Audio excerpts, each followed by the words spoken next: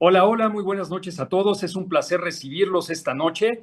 Es una sesión de lujo. Tenemos a nuestros amigos del Colegio Mexicano de Anestesiología y de la Asociación Civil Argentina de Cirugía Pediátrica. Es una súper sesión que hemos preparado con mucho cuidado y los dejo con nuestro coordinador de comité científico, Adrián Trujillo.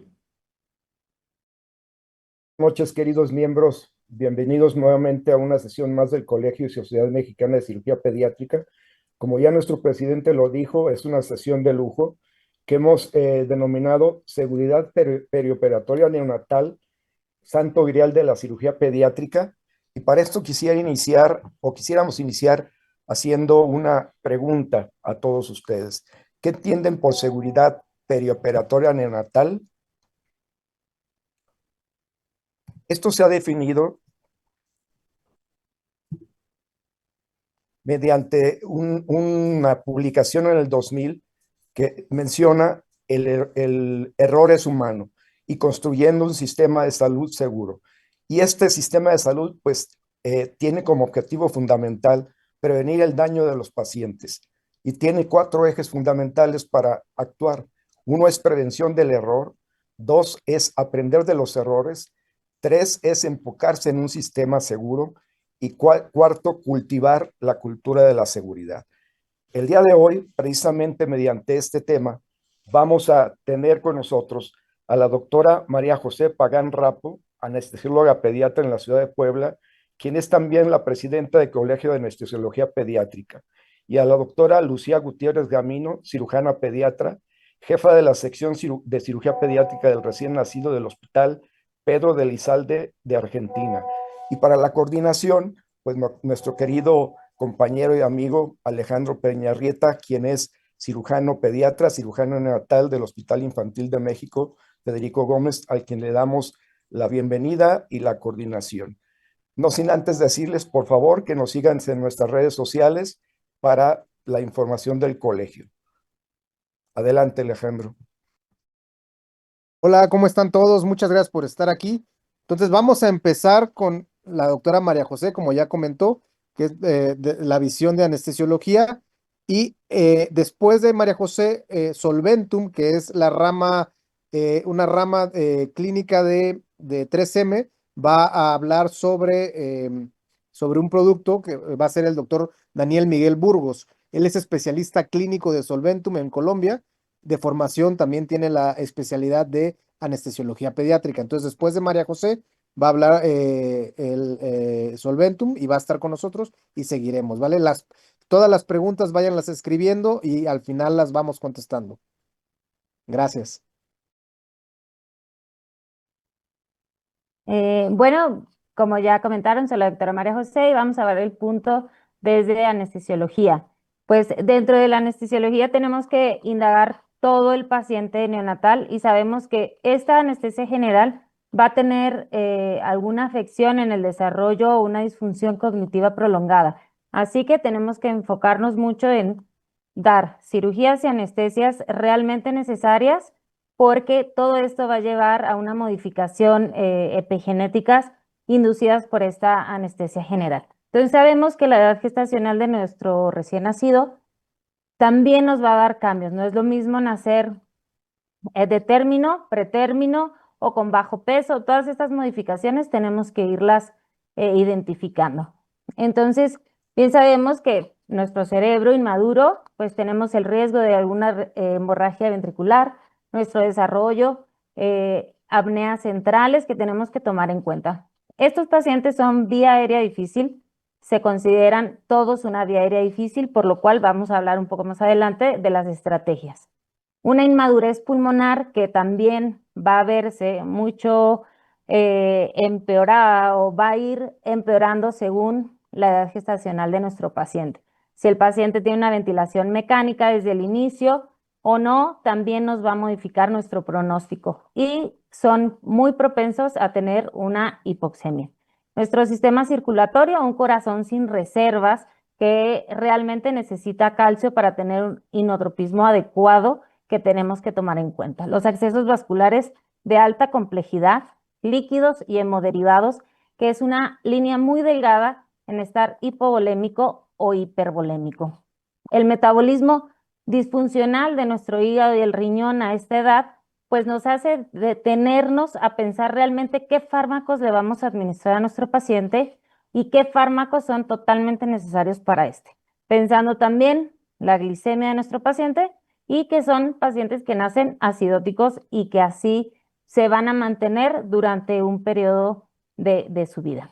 La termorregulación, que ya hemos visto que es una de las primeras complicaciones intraoperatorias de este periodo de nuestros pacientes pediátricos, y el manejo del dolor, una piel también inmadura, pero con altos receptores nociceptores que generan que el paciente tenga mucho dolor, que sea muy sensible a percibir estos estímulos, pero que no tenga de manera central la modulación, que no sea capaz de modular este dolor de forma endógena para minimizar el daño. En el artículo que se ve a la derecha en la parte inferior habla de la mortalidad, pero en relación a el desarrollo de ciertos países. Y entonces un país muy desarrollado tiene una mortalidad baja, pero un país poco desarrollado con un país desarrollado o mediamente desarrollado tienen casi la misma mortalidad.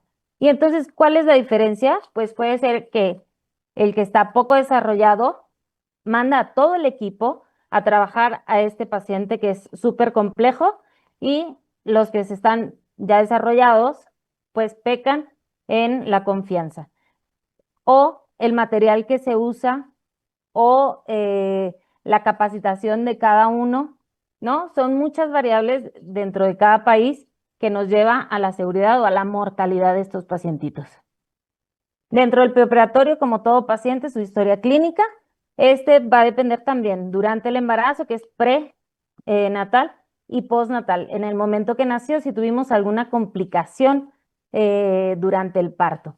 Sí, se asocia aparte a un síndrome, alguna malformación aparte de lo quirúrgico. Tenemos el ayuno preoperatorio. Las guías europeas marcan hasta una hora de líquidos claros, pero las americanas todavía marcan 2 horas a líquidos claros. Ahora, en la mayoría de las guías, tanto americanas, europeas, canadienses y australianas, marcan que en pacientes menores de 6 meses podemos quitar 1 hora más. Por ejemplo, leche materna, que se considera de 4 horas, pero si el paciente es menor en este rango, podemos llevarla hasta 3 horas. Sobre todo los hábitos alimenticios que tiene el paciente y el riesgo de hipoglucemias que tenga. Y la fórmula, en caso de que no tome leche materna, la fórmula se puede llevar hasta 4 horas cuando es menor a 6 meses. Obviamente, esto debe llevar una preocupación, o más bien estimar ciertos riesgos si el paciente se considera estómago lleno, ¿no? Algún tipo de obstrucción intestinal o alguna alteración esofágica sobre todo. La inmadurez de los órganos o falla de algún órgano ya establecida, como lo comentaba, pues la estrategia, el plan de qué fármacos vamos a usar. Por ejemplo, los relajantes neuromusculares se aconsejan más en este periodo neonatal porque su vía de eliminación es una vía de Hoffman que no se ve tan involucrada la concentración de proteínas dentro del cuerpo de nuestro paciente. Los accesos vasculares, por supuesto, alta complejidad que hay, ya tenemos aditamentos que nos pueden ayudar y aún así es complejo. Otro de los puntos, pues un PIC, que es un percutáneo. Para la anestesia, la verdad es que no nos funciona. Necesitamos accesos vasculares periféricos de un poco más calibre, ¿sí? 24, ya sería demasiado pedir un 22. Pero los PIC tienen un calibre muy pequeño y para hacer una reposición de líquidos o hemoderivados no son funcionales. ¿Qué factores independientes aumentan la mortalidad en este periodo? Que el paciente esté anémico, que el paciente sea ASA 3, ASA 5, que sea menor de 2 kilos, que ya tenga una ventilación mecánica, que el soporte, que tenga soporte inotrópico y que el personal no esté capacitado. Dentro de la anemia, si tenemos tiempo para hacer una cirugía, que en teoría estamos hablando de cirugías electivas, ¿no? O sea, que podemos posponerla 2 semanas, pues se corrige con diferentes estrategias, eritropoyetina, hierro, etcétera, dependiendo pues el protocolo de cada pediatra o cada cirujano pediatra. Y de aquí también se va a establecer si el paciente pues es un neonato estable, que no tiene ventilación mecánica, que no es cardiópata. Podemos tener un rango de hematocrito hasta 25, ya por debajo de ese ya se considera una transfusión, sobre todo si tiene una anemia sintomática o tiene signos de inestabilidad hemodinámica. Y de ahí, si el paciente pues ya tiene ventilación mecánica, pero con bajo FiO2, pues menor a 30. Si el paciente ya tiene un FiO2 más alto y una inestabilidad, pues en 35 es nuestro límite. Si la cirugía es una cirugía mayor, pues de 30 a 35. Si el paciente es cardiópata, que no baje de 40. Serían como los lineamientos de hemoglobina que debemos. Hay artículos que dicen que transfundir a un neonato previo a la cirugía no se ha visto realmente ningún beneficio. Al contrario, podemos traerle más efectos adversos a este paciente, ya que pues la sangre, pues no es de un neonato a un neonato, ¿no? Es de un adulto a un neonato, ¿no? ¿Qué volúmenes recomendamos? De 10 a 15 mililitros por kilo, que el concentrado plaquetario, que el paquete globular tenga un hematocrito de 55 a 65%. En teoría se debe pasar de 3 a 4 horas. Si estamos en quirófano, hay que pasarlo con un poco más de rapidez para poder hacer el cambio, pero tampoco vamos a pasar todo el paquete. Hay que calcular cuánto requiere nuestro paciente o a qué hematocrito lo queremos llevar para el volumen calculado que se va a transfundir, ¿no? Y obviamente que sean irradiados y revaluar, pues ir monitorizando la hemoglobina. Como ya sabemos, son vías aéreas difíciles y si aunamos o agregamos a una malformación, pues sabemos que este rango de edad pues desaturan mucho más rápido, tenemos laringoespasmo con mayor frecuencia, la hipoxia es la principal causa de bradicardia, paro o muerte. Informes del NAP7, que es un reporte de Reino Unido, pues tiene una tasa de que al menos una complicación entre el 10 y el 20%. Y ya en niños más grandes baja hasta el 6%. Entonces, una complicación grave varía según el país de 1 o menos de 1 hasta el 6%. De ahí, pues hacer un checklist es parte de la seguridad también de anestesia, ¿no? O sea, hablando nada más de vía aérea o del material de vía aérea, pues la mascarilla facial que sea acorde al paciente, la cánula de Guedel, una succión que esté prendida, mascarillas laríngeas que nos ayudan a una ventilación complicada, ¿no? Que el laringoscopio sea la hoja correcta, que tenga pilas. Si tenemos un video laringoscopio, pues que la hoja sea la correcta. Muchas veces no tenemos la hoja adecuada para estos pacientes. Queremos improvisar, la verdad es que no nos va a beneficiar. El fibrobroncoscopio igual, si no tenemos experiencia, no intentemos hacer algo que no sabemos. Este se usa cuando se tiene habilidad con ¿no? Las cánulas orotraqueales, ya se ha visto que con globo tienen un mayor beneficio, tenemos menos recambio de la cánula.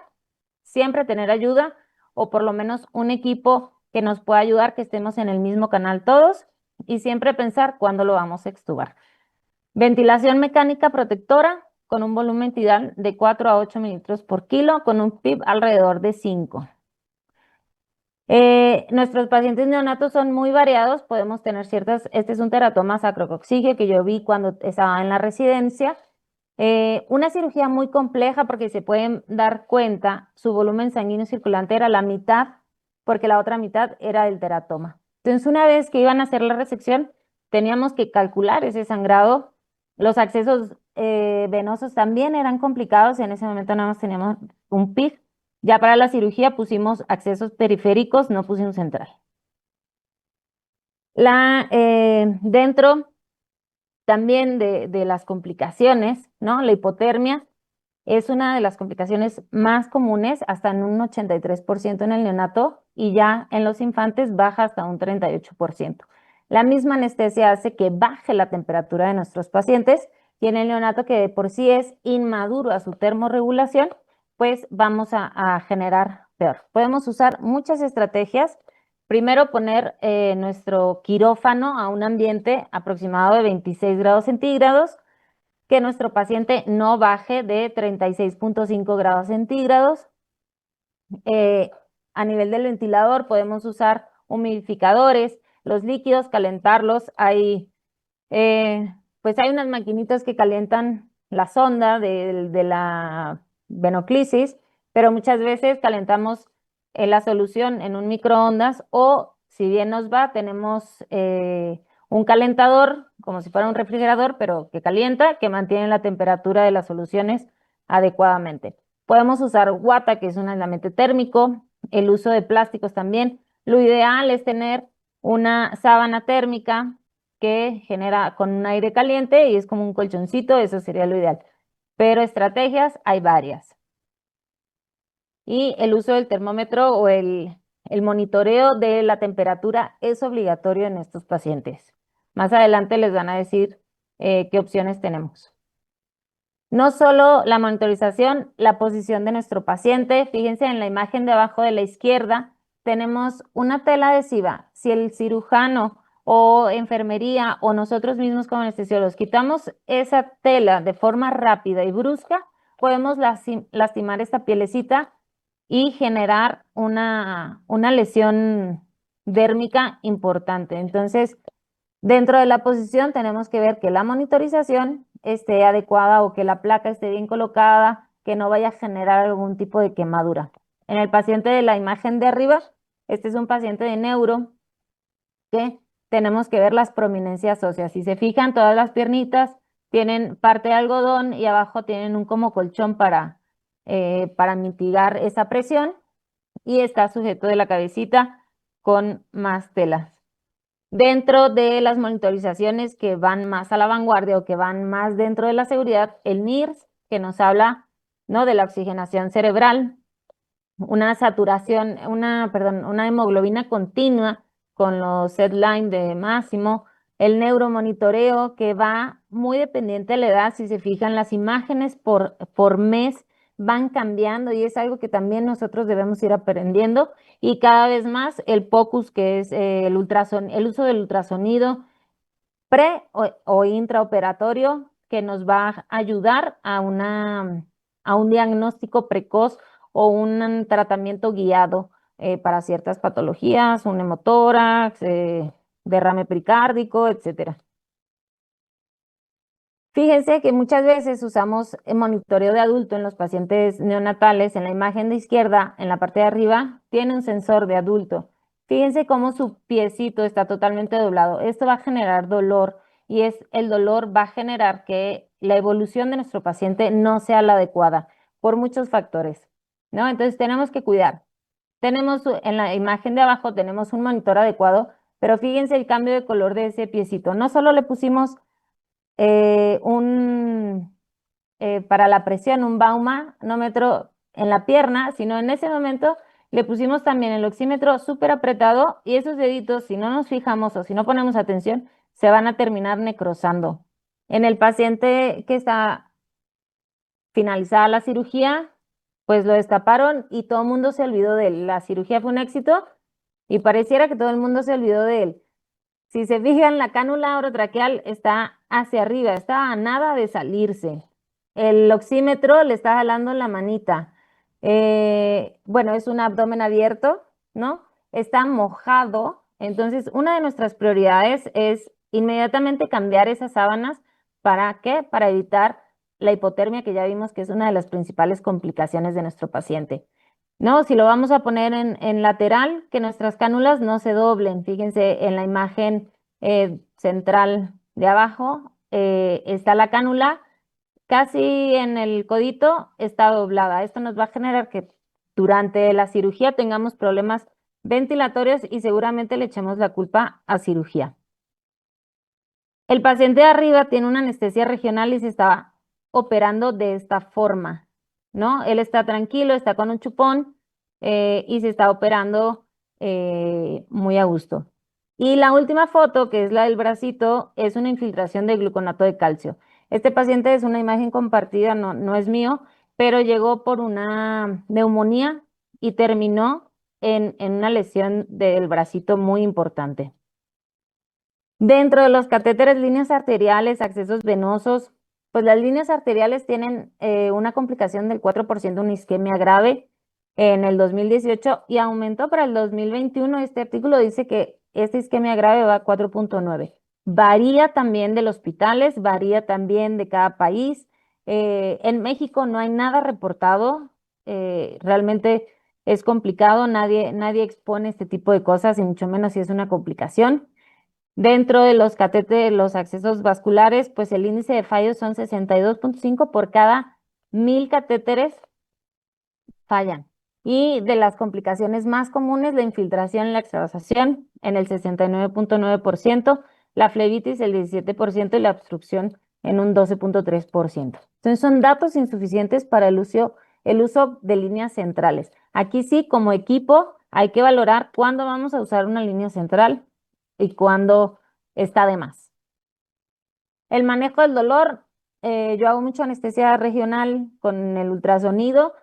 Tenemos un paciente muy chiquitito, ese paciente pesaba menos de 1 kilo y ya alrededor de 2 kilos para creo que el primero es un cierre de conducto y el segundo no estoy tan segura cuál era el diagnóstico. No, pero la valoración, las escalas del dolor, no solo posoperatorias, sino durante la estancia en UCIN tienen que ser muy guiadas. De verdad, el dolor es una enfermedad, más bien que puede desencadenar una enfermedad y no va a mejorar la evolución de nuestro paciente. Si ese paciente tiene dolor, su cirugía también se va a ver afectada. De base, paracetamol, más menos opioide y medidas farmacológicas en todos los pacientes. Lo ideal es que sea un pacientito así, bien bonito, y que en unos días esté con mamá canguro, que deben ser los papás adiestrados para que puedan ayudar y estar en el proceso de terapia en UCIN de estos chiquitos. Un checklist de traslado. La imagen que ven es una cuna muy sofisticada, tiene un carro desmontable que en teoría genera, o más bien ayuda a que el traslado sea mucho más suave. Tiene una batería, un oxígeno, un ventilador mecánico, un monitoreo, un control de temperatura. Eso sería lo ideal. Muchas veces no lo tenemos una cuna térmica. En algunos lugares ni siquiera tenemos eso. Lo que hacemos es llevarlo en brazos, calentarlo con nuestro cuerpo y un oxímetro si nos va bien, ¿no? Entonces, parte de la seguridad si el paciente es una cirugía electiva, es algo no complicado, pues en el área de recuperación también se debe mantener la temperatura adecuada y propiciar que esté ya el familiar con ellos e iniciar la alimentación en caso de que sea una cirugía no electiva, que pueda iniciar la alimentación luego que ya de eso se verá.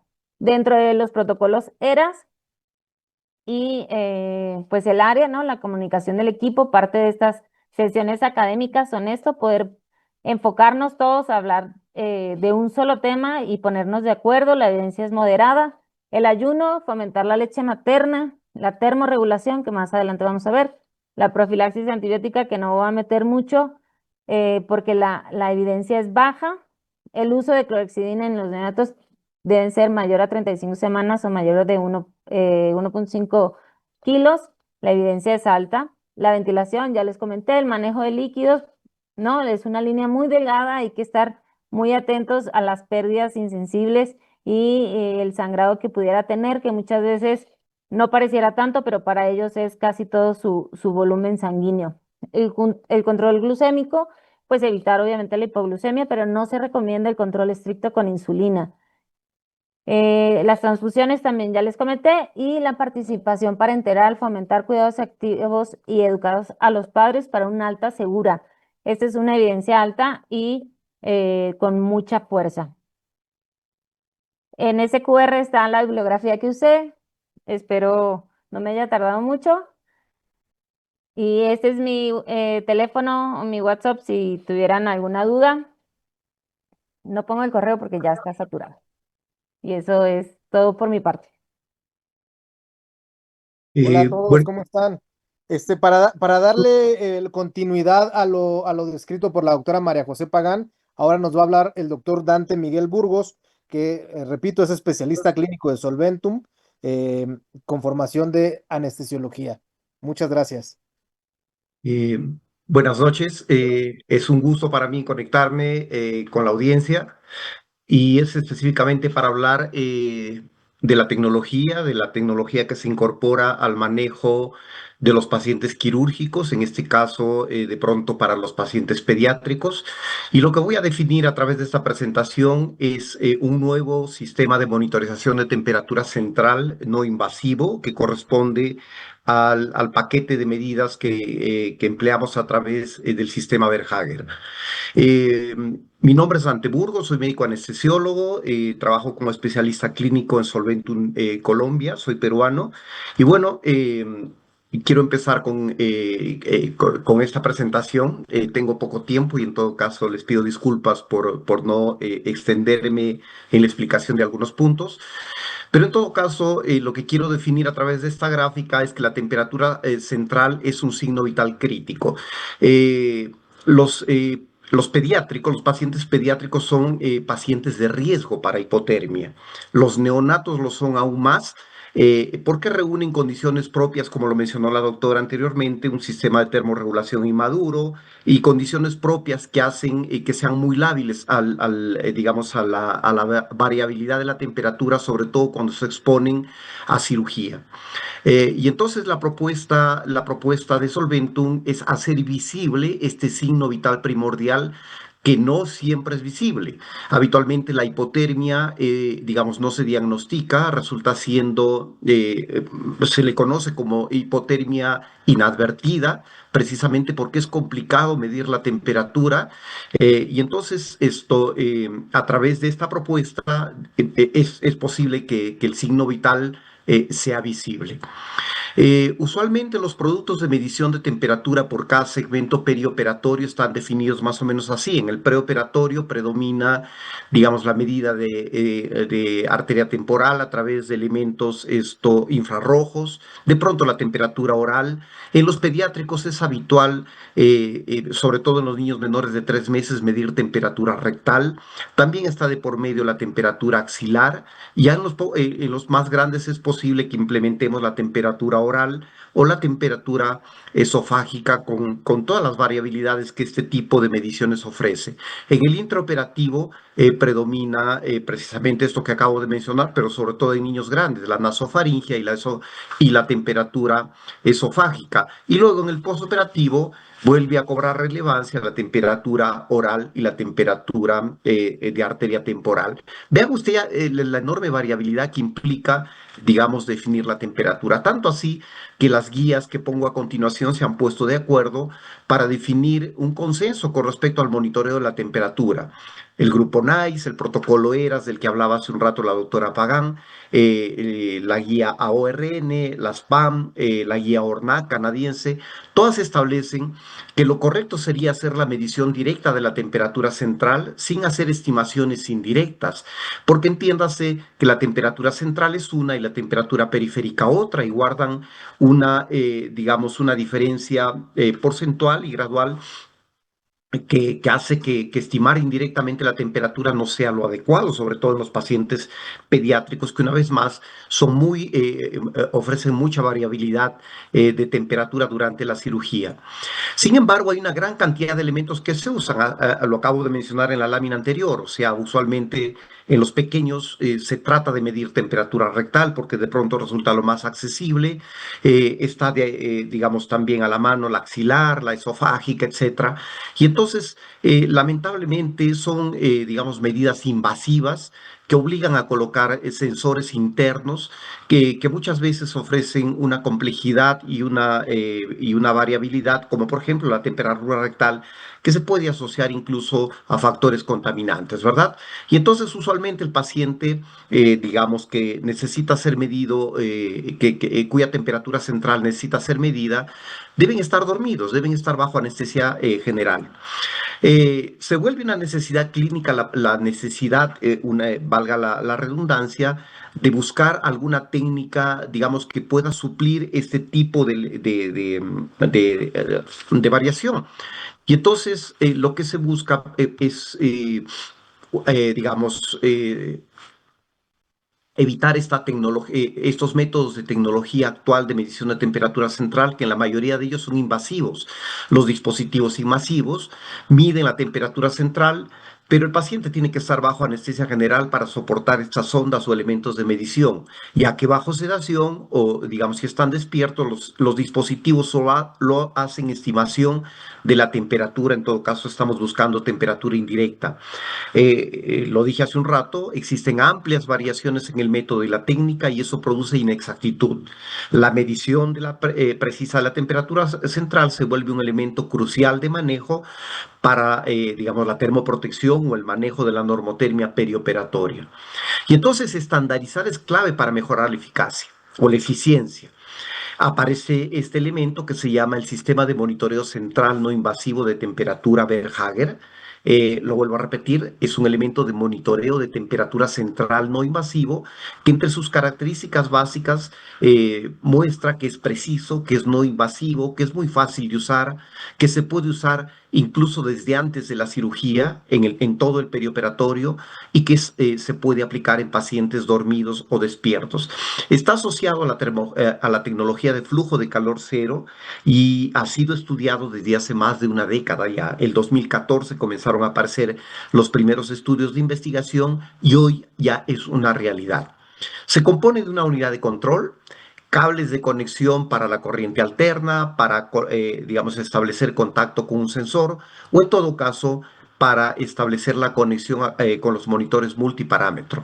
Y este es el elemento, digamos, de medida o el elemento de innovación que es el sensor de temperatura. Vamos a describir un poco en qué consiste, pero bueno, ya estamos en esta etapa. Estamos en la etapa, digamos, de establecer mediciones de temperatura central sin que el paciente esté dormido, porque se trata, digamos, a simple vista de un elemento de medición de temperatura central con un sensor periférico. Y claro, se elimina esta variabilidad, ¿no es cierto? Nos olvidamos de las ondas que tienen que colocarse por el esófago, por vía rectal, por vía urinaria, a través del conducto auditivo interno, y entonces esta resulta siendo ya una realidad. El sensor es este de acá y tiene algunos elementos integrados, ¿verdad? No se trata de un simple electrodo, sino es un sensor que alberga dos termómetros que están cubiertos por capas de espuma aislante, tienen un circuito flexible y un sensor de temperatura que entra en contacto con la piel del paciente. Lo describimos, digamos, con mayor detalle en la siguiente lámina. El sensor se coloca sobre el arco superciliar derecho-izquierdo y lo que hace el sensor es digamos, tiene este aislante térmico cubierto por el circuito flexible que cuando se conecta a la unidad de control va a regular activamente la temperatura y crear una zona de perfecto aislamiento en el punto donde está conectado. La unidad, que es la que ustedes ven abajo, calienta el sensor en el punto de conexión para igualar la temperatura al celular subcutáneo que está por debajo del punto de colocación, en este caso de arteria temporal, y crea una zona de aislamiento perfecto que elimina la pérdida de calor hacia el medio ambiente, es decir, el calor que se proyecta desde los órganos internos hace una suerte de túnel isotérmico hacia ese punto y en ese punto se establece un flujo de calor cero que permite medir y capturar la temperatura de forma no invasiva y conseguir una información continua en ese punto de la medida de temperatura central. Esto es el esquema que grafica un poco cómo es que funciona y entonces el paciente dormido o el paciente despierto tiene la posibilidad, digamos, de graficar su temperatura central a través de este aparato digamos, de manera continua. El equipo tiene, hace un rato lo veíamos, un termistor y un chip integrado que permite monitorizar la temperatura de manera continua y hacer una grabación de casi 2 horas. Se establece una medición a través de barras que las describimos luego. Se trata de una técnica no invasiva, es un solo sensor que se coloca en la frente del paciente. También la descripción es que se puede colocar a nivel, digamos, de la carótida derecha o la carótida izquierda.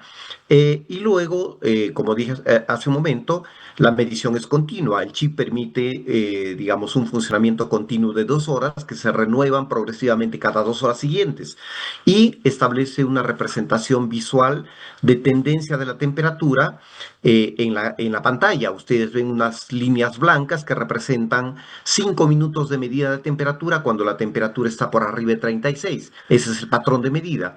Y cuando la temperatura central del paciente está por debajo de 36, se establecen unas líneas de medida de 5 minutos por cada barra de color azul. Y bueno, es consistente, el sensor tiene que permanecer en el paciente una vez que se coloca desde antes de la cirugía y claro, tiene que permanecer hasta el final de la cirugía. En el intraoperatorio se desconecta el cable y se vuelve a conectar en el postoperatorio, ojalá en otra unidad que esté colocada en la unidad de recuperación postoperatoria. Eh, Se ha establecido, digamos, elementos de estudio claro, y se ha tratado de establecer un patrón de comparación versus los otros sistemas de medida de temperatura central. Y aquí les presento una gráfica que corresponde a un estudio de Siraj, que es bastante antiguo ya, del 2014, y a partir de ahí se han establecido una línea sucesiva de estudios. Y entonces ustedes pueden ver acá que hay una confluencia, digamos, cuando se hace los puntos de medición que definen que el sistema de monitoreo, que como ustedes lo ven en la pantalla, con el punto verde, comparativamente con el mejor lugar para medir la temperatura en las personas, que es arteria pulmonar, difiere solo 0,23 grados centígrados. Está muy por encima, digamos, de la medida de temperatura esofágica, vesical, timpánica y todas las que ven por ahí. Este ensayo clínico, una vez más lo menciono, confirma que el sesgo es inferior a 0,23 grados centígrados. Hay una lista de estudios que se han establecido a partir de este punto que están relacionando, digamos, cuál es la sensibilidad del sensor. Aquí presento como 3 estudios aproximadamente, pero bueno, han sido estudios que han sido realizados básicamente en adultos. Y entonces la gran pregunta es, ¿se puede utilizar este tipo de elementos en pacientes pediátricos? Y claro, empezaron a aparecer estudios como este que les muestro acá, que es del año pasado. Es un estudio que mide la precisión de los sistemas de temperatura con este tipo de tecnología de flujo de calor cero, comparativamente versus la temperatura esofágica y versus la temperatura rectal, que es el patrón estándar en los pacientes neonatos, y se ve que el sesgo es muy pequeño.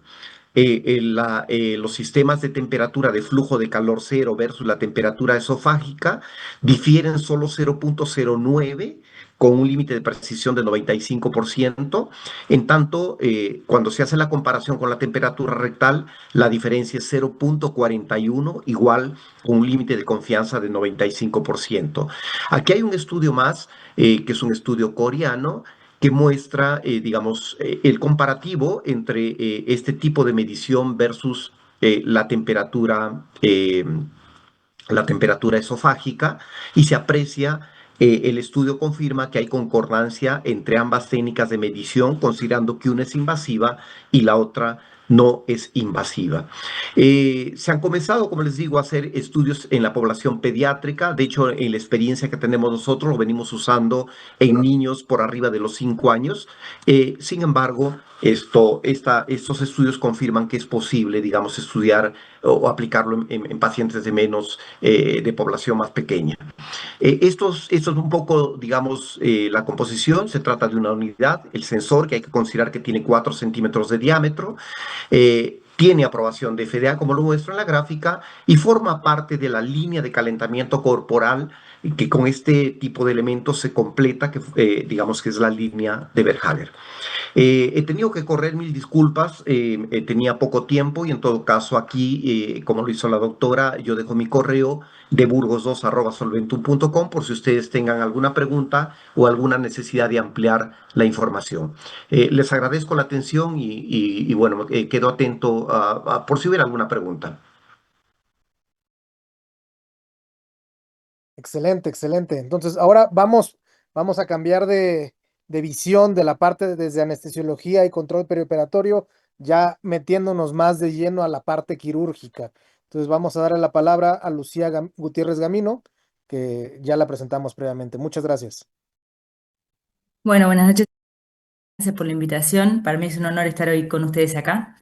Y bueno, cuando me convocó Juan para hablar de este tema tan interesante, eh, acá estoy, me surgió una pregunta, si realmente esto es el santo grial de la cirugía pediátrica, la seguridad perioperatoria, y realmente creo que puede parecer un poco difícil de alcanzar o, sí, o prácticamente inalcanzable, pero con entrenamiento, trabajo en equipo, cultura de seguridad y algunas que otras cosas más, podemos lograrlo.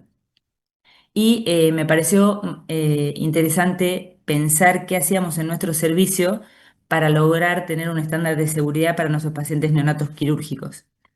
Y pensé principalmente en 4 puntos que me parecieron más relevantes y los quiero compartir con ustedes.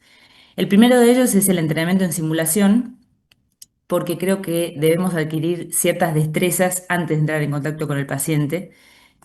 Después, el siguiente punto importante es el momento en el cual ya sí tenemos contacto con el paciente y tenemos que tomar decisiones importantes. Luego viene la parte donde ya tomamos la decisión quirúrgica y tenemos que preparar el equipo para poder realizar el procedimiento.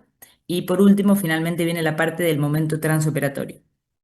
Entonces, empiezo contándoles un poco el tema de cómo hacemos el entrenamiento en simulación. Nosotros tenemos el enorme privilegio en nuestro hospital de tener un centro de simulación muy lindo, al cual nos encanta ir, nos motiva mucho. Y el fundamento del programa de simulación tiene que ver con una educación continua, progresiva y tutorizada, no solo de los cirujanos que están en formación, sino también de los médicos de staff.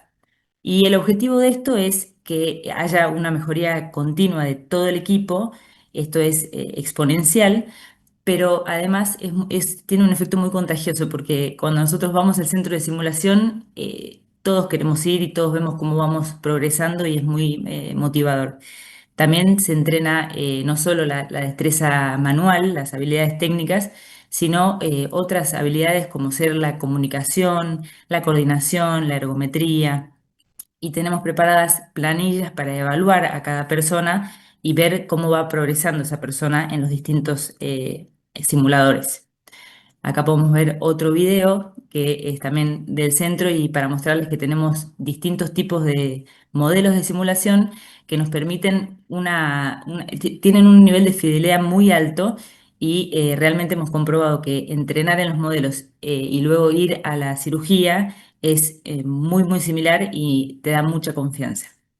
Así que bueno, ahí van viendo algunos otros modelos y parte de nuestro equipo que está ahí entrenando, están todas las horas registradas, también están registradas las planillas de evaluación y se puede ver el progreso. A ver, la siguiente. Bueno, la idea del entrenamiento en simulación siempre es poder trasladar todo lo que aprendemos en el centro de simulación en el quirófano y siempre de la mano de un mentor con más experiencia para poder controlar lo que nosotros hacemos y ayudarnos y apoyarnos en caso de que surjan imprevistos. Y acá por último quería mostrarles un video más en el cual estábamos haciendo una toracoscopia de un paciente con atresia de esófago tipo 3 y luego de ligar la fístula hicimos la anastomosis con puntos separados con nudos deslizantes y acá pueden ver del lado derecho el modelo de simulación de la misma anastomosis tubular con puntos separados y la realidad es que es muy similar y luego de hacer el entrenamiento logramos tener mucho más confianza, reducir los tiempos, reducir los movimientos innecesarios y, por supuesto, el error y la posibilidad de complicaciones. ¿Y por qué nosotros estamos tan convencidos de que necesitamos entrenar para poder tener una cirugía más segura? Y es porque para nosotros el entrenamiento en simulación es directamente un sinónimo de cirugía mínimamente invasiva neonatal segura. Principalmente porque al entrenar nos permite, como decíamos, disminuir los tiempos quirúrgicos y esto hace que el paciente tenga menos pérdida de calor, menos exposición al CO2, menos estrés quirúrgico y por supuesto menos pérdida de líquido. Y por otro lado, porque obtenemos mejores resultados por muchos motivos, principalmente por la mejoría de las habilidades técnicas, pero también porque adquirimos más confianza por este efecto contagio del que les hablaba, de estas ganas de todos ir al centro de simulación y ver cómo vamos mejorando mutuamente. Mejora mucho la comunicación, el trabajo en equipo, la coordinación entre parejas y la ergonomía, entre otras cosas. Esta era la parte de antes de entrar en contacto con el paciente. Después, la siguiente etapa viene cuando ya estamos en contacto con el paciente y acá empieza a tener una gran relevancia la toma de decisiones. ¿Y por qué pienso esto? Porque hago un paréntesis con respecto al protocolo ERAS, que ya un poco Majo lo fue mencionando, pero que tiene que ver con con la sociedad ERAS que generó una serie de recomendaciones, tanto para el preoperatorio y el posoperatorio, para generar una cirugía pediátrica segura. Tiene muchas recomendaciones, algunas con mayor nivel de evidencia que otras, y unas más fuertes que otras, y dentro de las que tienen más fuerza tenemos la antisepsia con clorexidina, la leche materna como primera opción para la alimentación enteral del paciente y la participación activa de los padres en el cuidado del niño, que eso para nosotros es fundamental. De hecho, las madres de los pacientes tienen una habitación en el hospital para quedarse las 24 horas y permanecer gran parte del día en la unidad. Luego hay recomendaciones también fuertes, pero con menos nivel de evidencia, como es la comunicación estructurada, que es muy importante, hacer reuniones de equipo para poder planificar, minimizar los tiempos de ayuno, que como lo mostró Majo, es 1 a 2 horas para líquidos claros, 4 horas para leche de madre y 6 horas para leche de fórmula, y hacer todo lo posible para prevenir la hipotermia.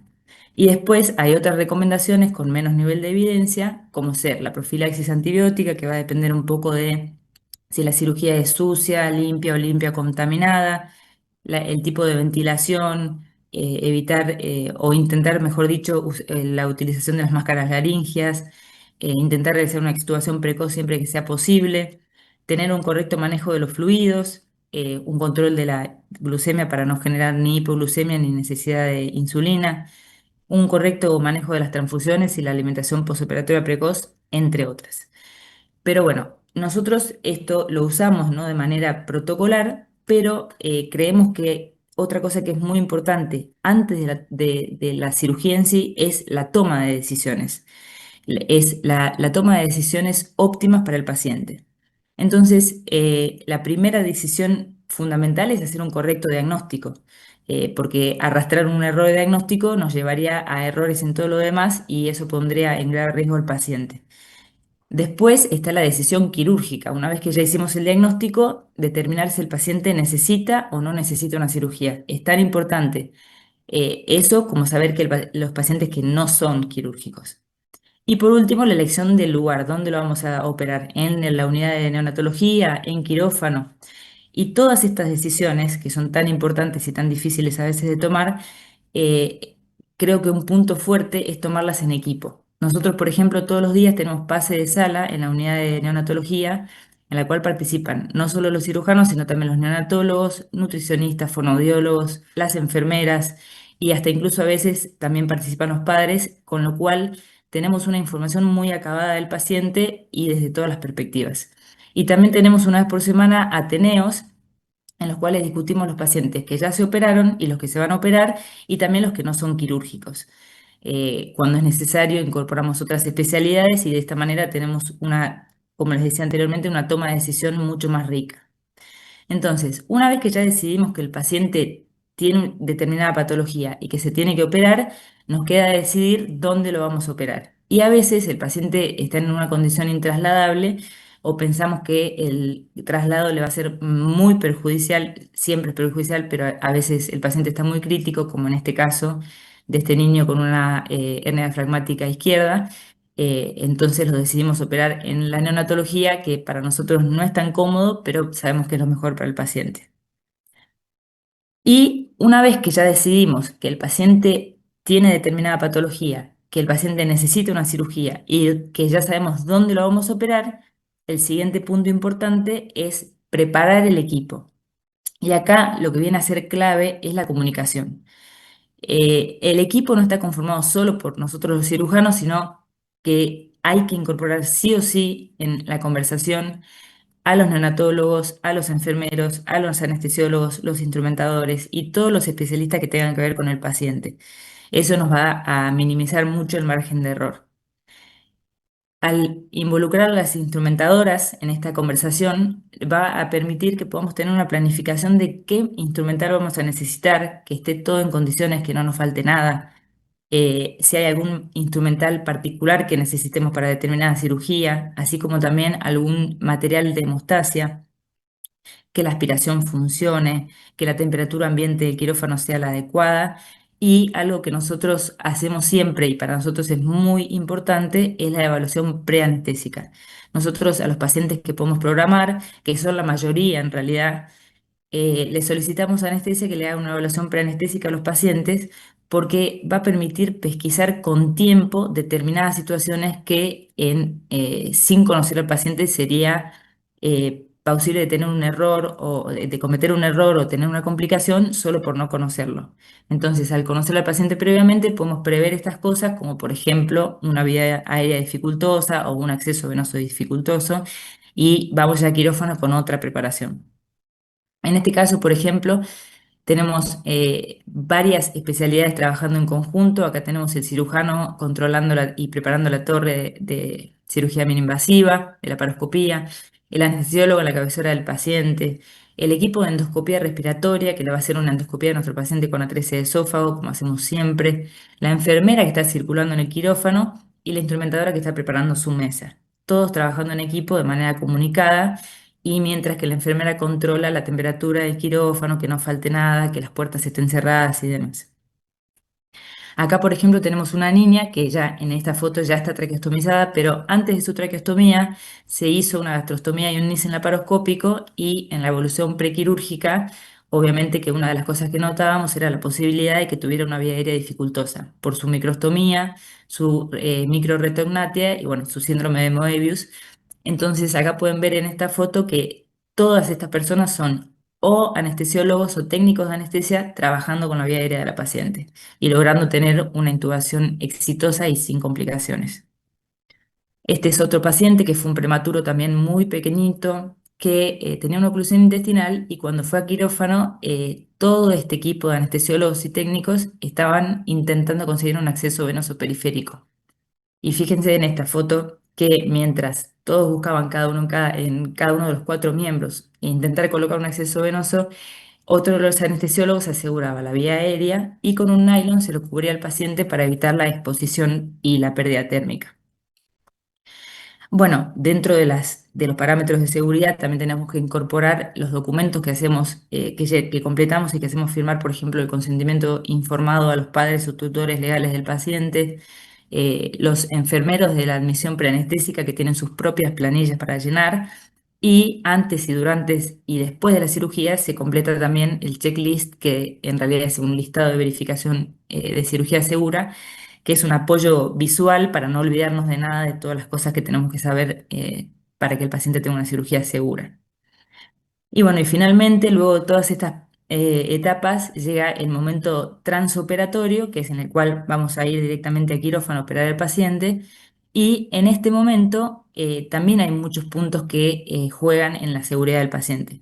Acá tenemos, por ejemplo, el setting para una cirugía laparoscópica por estenosis hipertrófica del píloro y vemos la torre de laparoscopía, el caloventor, una manta térmica y bueno, todo el quirófano listo para esperar al paciente.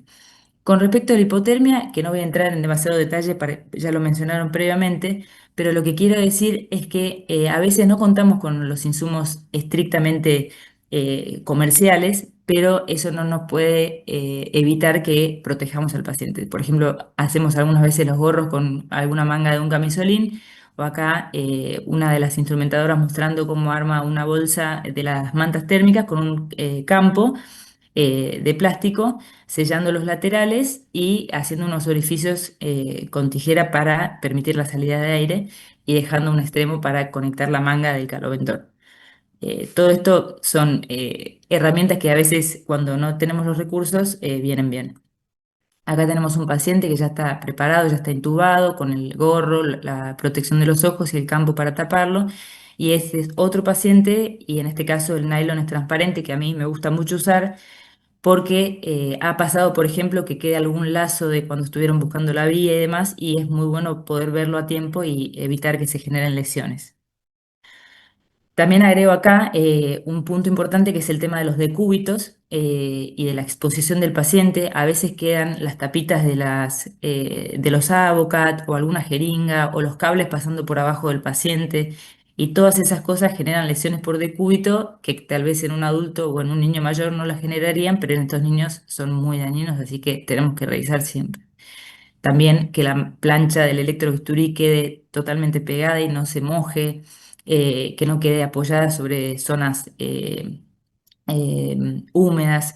Y después, con respecto a la técnica quirúrgica puntualmente, es muy, pero muy importante la manipulación suave de los tejidos.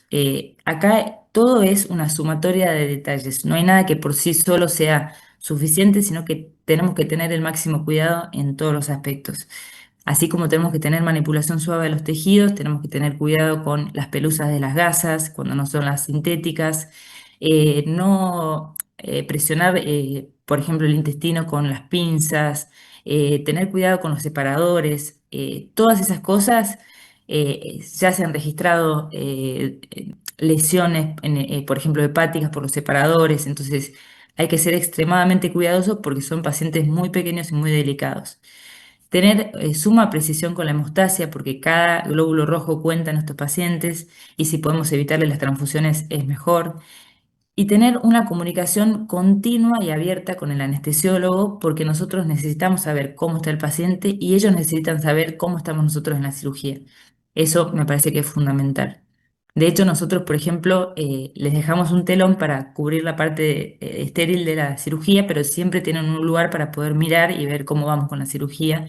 Y lo mismo las instrumentadoras. Todos los actores involucrados en la cirugía deben saber cómo va todo minuto a minuto y debe haber una comunicación muy fluida. Y por último, cuando ya va promediando la cirugía, coordinar con los neonatólogos para que vengan a buscar al paciente en la unidad de traslado adecuada, que esté también previamente enchufada para que tenga la temperatura adecuada. Entonces, para resumir, un poco para poder lograr la seguridad en la cirugía del paciente neonato, es una suma de un montón de puntos que son todos importantes, pero para resumir, yo quisiera nombrar el entrenamiento en simulación, el trabajo en equipo interdisciplinario, la comunicación, que tiene que ser fluida, tener un mentor, que es fundamental porque es el que nos va a dar lo que no nos da la práctica, o sea, esa experiencia que nos la va a transmitir y va a poder cubrirnos mientras nosotros hacemos nuestro propio camino. Bueno, en este caso mi mentor es el doctor Marisic. Así que, y algo muy, muy importante y fundamental es aprender de los errores, tanto los nuestros como los ajenos. Entonces, si es posible, luego de tener algún evento no deseado o un error, poder hacer ateneos de morbimortalidad o análisis de causa raíz y poder entender por qué surgió el error para después no volver a repetirlo y que no sea en vano ese error. Y creo que la suma de todas estas cosas y los detalles que fui mencionando son los que nos pueden llegar a facilitar de tener una cirugía neonatal segura. Este es el Hospital Pedro de Lizalde. Muchas gracias por la atención. Muchas gracias, Lucía. Excelente enfoque. Ahora, viendo desde el punto de vista quirúrgico, vamos a cambiar un poquito el enfoque. Espero que se logre el objetivo. Y pues nada, aquí vamos. Entonces, el contexto mundial enfocándonos específicamente de la patología quirúrgica neonatal, es que siguen siendo las malformaciones congénitas la quinta causa de muerte de acuerdo a la OMS en menos de 5 años. En el estudio el estudio de la doctora Naomi Wright, que se publicó en el Lancet en el 2021, ella estudió las patologías que representan el 40% de las urgencias neonatales. ¿Y qué fue lo que encontramos? Que cuando comparamos las patologías que están del lado izquierdo, aquí vienen por colores, son países de alto ingreso económico, comparado con países de ingreso económico medio, como México, como Argentina. ¿De acuerdo? Entonces, en países de ingreso económico medio ya tenemos el hándicap en contra de que son pacientes que llegan más tarde. No es nuevo, pero vaya, ya tenemos números que todo esto va a ser, va a dificultar el desenlace. ¿De acuerdo? aunado a que la gran mayoría de estos pacientes no van a tener diagnóstico prenatal, eso va a aumentar la mortalidad. Por ejemplo, solamente un 30% de los pacientes en países de ingreso económico medio como México y como Argentina cuentan con diagnóstico prenatal, a pesar de que el 80% de las madres embarazadas tiene diagnóstico, perdón, por lo menos un ultrasonido obstétrico. Entonces, desde ahí ya tenemos una deficiencia en las personas que están realizando los estudios porque no llegamos al diagnóstico. Y no hay que olvidar que a pesar de las congénitas, otra enfermedad común que siempre es un dolor de cabeza para los que tratamos muchos recién nacidos es la enterocolitis. No es una enfermedad congénita, pero representa un gasto catastrófico para las familias. ¿Y cómo nos va hoy en día en 2021, 2000? O sea, pues incluso el estudio, la recolección de datos se hizo prepandemia, pero son datos que no llevan más de 10 años. Entonces, vean, la mortalidad global es del 20%, pero la mortalidad en gastrosquisis, sí, yo sé que hay hospitales que tienen mortalidad muy buena, menos del 5%, pero como países de ingreso económico medio, en realidad tenemos muchas cosas que trabajar. 30% en gastrosquisis, 38% en hernia diafragmática, 30% en atresia de esófago y así sucesivamente. Mucho de esto tiene que ver con la parte organizacional que ya nos comentaron la doctora Majo y Lucía, de que tenemos que tener todo previsto desde antes. ¿A qué me voy con esto? Porque ya metiéndonos un poquito más de lleno a las enfermedades congénitas, no debemos de olvidar que son enfermedades raras.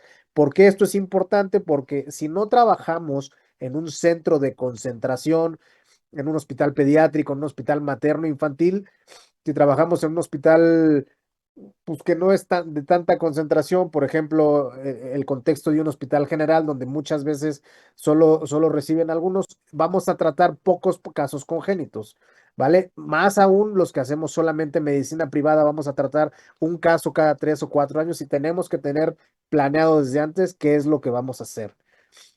Y ya metiéndonos un poquito, cambiando un poquito la visión a cómo es el sistema de salud, no olviden que México es uno de los países de la OCDE que tiene el menor porcentaje del Producto Interno Bruto como gasto total en salud. Cuando el promedio es 9, en México es del 5.7. Y ojo, casi el 40% de este gasto total representa un gasto de bolsillo. ¿Qué quiere decir esto? Que son gastos que las familias pagan para resolver sus problemas médicos.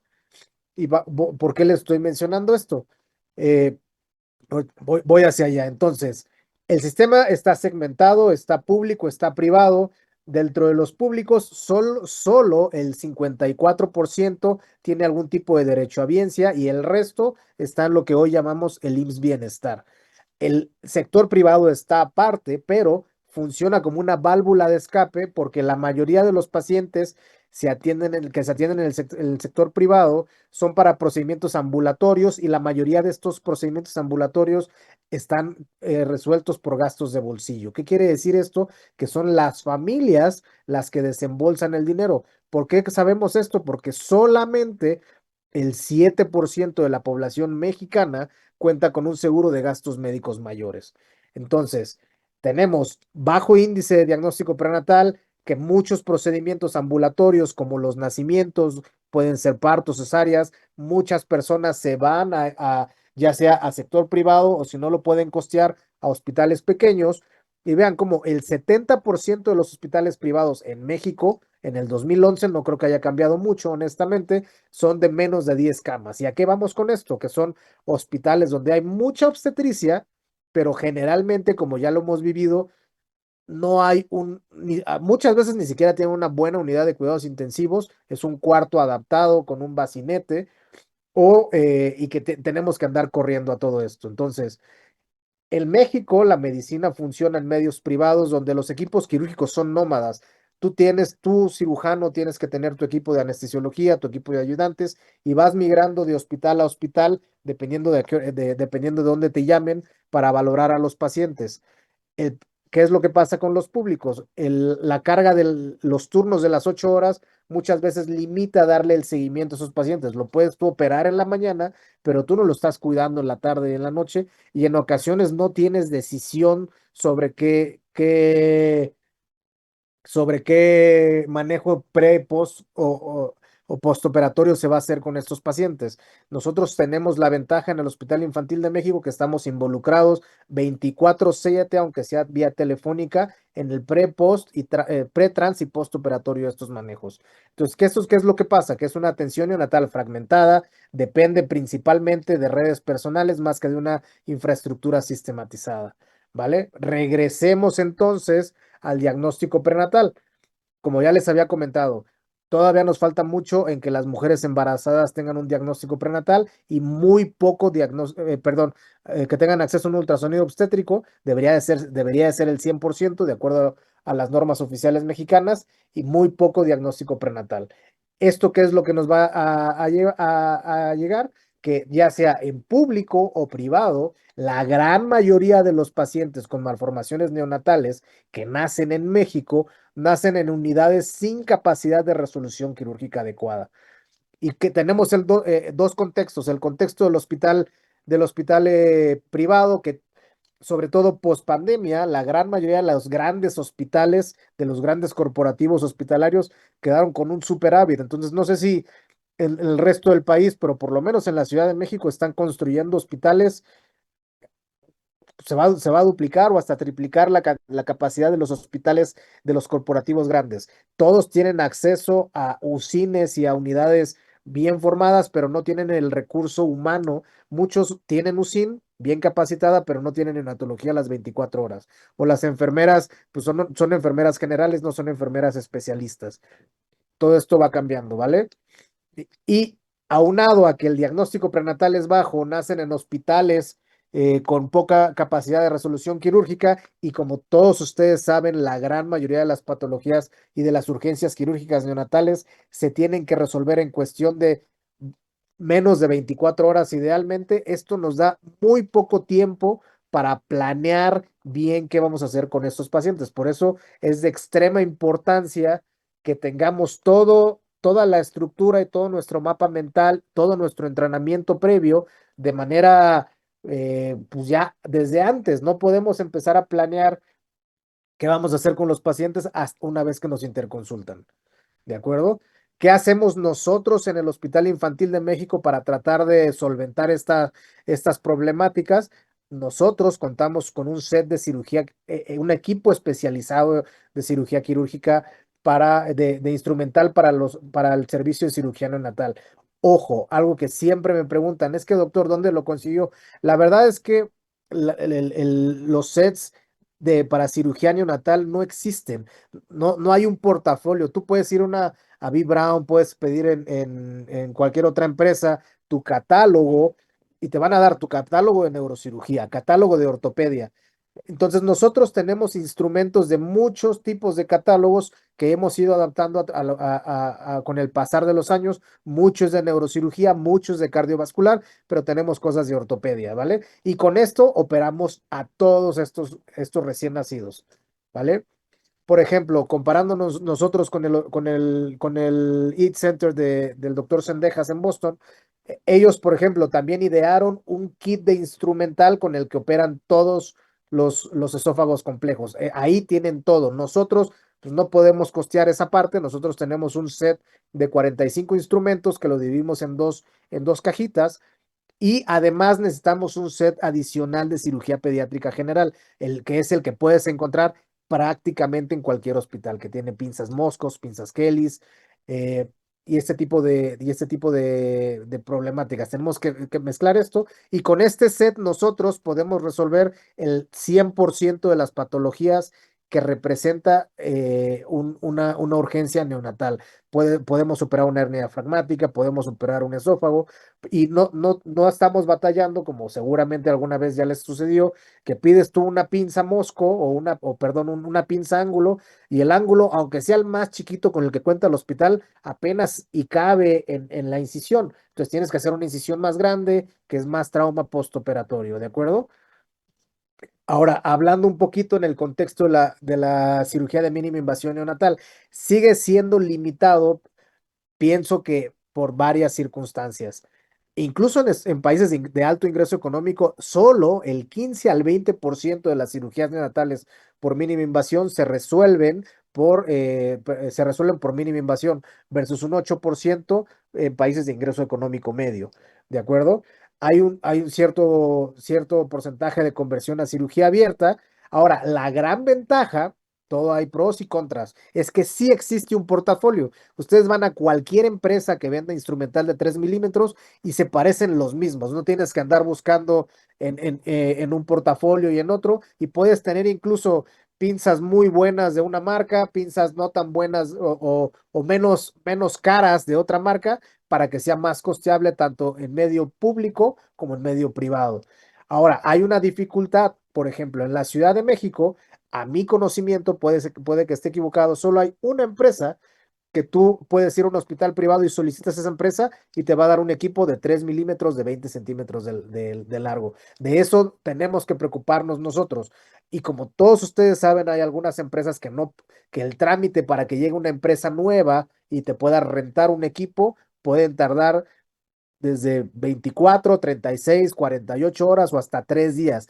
Y recordando que tú tienes a un neonato que lo tienes que operar prácticamente ya, esto dificulta en medio privado que se tenga de manera regular el equipo adecuado. No es prudente hoy, 2025, operar un neonato con set de 5 milímetros de largo. Hay muy pocos cirujanos que tienen un set completo para operar neonatos en el país. Probablemente son menos de 10, probablemente menos de 15, si estoy exagerando. La mayoría de los hospitales privados les van a comentar que sí tienen set de 3 milímetros, pero cuando lo van a abrir es un set de mini laparoscopía del adulto. ¿Qué quiere decir esto? Que es un set de 36 centímetros de largo. ¿De acuerdo? Y en los hospitales públicos, la limitación es que muchos hospitales públicos en México no han logrado hacer la gestión hospitalaria para tener este equipo. Pues en muchos hospitales generales, regionales, hay torres de laparoscopía, hay acceso a instrumental de 5 milímetros, pero no hay un acceso a instrumental de 3 milímetros de largo. Y no olvidemos, regresando a las urgencias quirúrgicas neonatales, que las urgencias quirúrgicas neonatales estrictamente de menos de 30 días de vida representan una ínfima parte de todo nuestro bagaje que operamos nosotros en el día a día. Por ejemplo, en el Hospital Juárez de México, las urgencias quirúrgicas neonatales, sin contar catéteres y accesos vasculares y todo esto, representan solamente el 2% de todos los procedimientos que hicieron en el 2023, teniendo en cuenta que es un hospital que atiende una muy buena cantidad de obstetricia. Entonces, esto es muy similar en los hospitales privados. Tienen todo lo necesario para resolver las 10 patologías más frecuentes de la cirugía pediátrica, canal inguinal, circuncisiones, con el instrumental adecuado, pero cuando nace una atresia de esófago, cuando nace una hernia diafragmática, pues muchas veces no tienen el instrumental disponible rápidamente, ¿de acuerdo? Entonces, repito, todo esto a qué nos lleva a que tenemos que tener planeado con anticipación cómo vamos a hacer en el caso eventual que nos llamen para un recién nacido en medio privado, y de todos modos tenemos que hacer exactamente lo mismo en medio público, porque en medio público tenemos la limitante de que podemos tener el instrumental, pero muchas veces, como bien ya mencionó la doctora María José, no tenemos los insumos, los consumibles para dar una seguridad como debería ser si se la quisiéramos ofrecer a nuestros hijos.